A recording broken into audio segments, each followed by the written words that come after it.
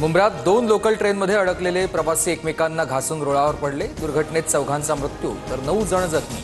मृतांच्या कुटुंबियांना 5 लाखांची शासकीय मदत तर जखमींचा खर्चही सरकार करणार।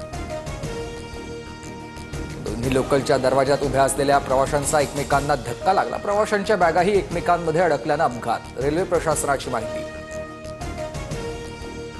मुंब्रा स्थानकातील धोकादायक वळणाचा लोहमार्ग पोलिसांकडून पंचनामा। अपघाताच्या ठिकाणी रुळावरील अंतराचे अधिकाऱ्यांकडून मोजमाप। पोलीस रेल्वे प्रशासनाकडून अंतराची अधिकृत माहिती मागवणार।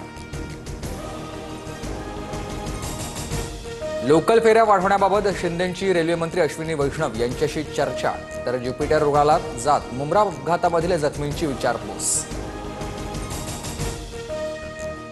नवीन येणाऱ्या लोकल कोचमध्ये ऑटोमॅटिक दरवाजे बसवणार। सध्याच्या लोकललाही ऑटोमॅटिक दरवाजांची सुविधा देणार।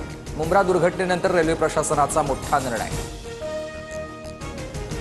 लोकलला दरवाजे लावल्यास लोक गुदमरून मरतील। रेल्वे प्रशासनाच्या स्वयंचलित दरवाजांवरून राज ठाकरेंचं विधान। रेल्वे मंत्र्यांचा सर्व फोकस फक्त एसी लोकलवरच, सुरक्षेवर नाही। मुंब्र्यातील दुर्घटनेनंतर आदित्य ठाकरेंची टीका। वसंतदादा शुगर इन्स्टिट्यूटच्या कार्यक्रमात अजित पवारांनी शरद पवारांच्या बाजूला बसणं टाळलंय। अजितदादांनी स्वतःच आसन व्यवस्था बदलली। पुण्यात ठाकरेंच्या शिवसैनिकांकडून आदित्य ठाकरे आणि राज ठाकरेंना वाढदिवसाच्या शुभेच्छा देणारे बॅनर। तर मुलुंडमध्ये आदित्य ठाकरेंच्या कार्यक्रमादरम्यान ठाकरे बंधू मनोमिलनाची बॅनरबाजी।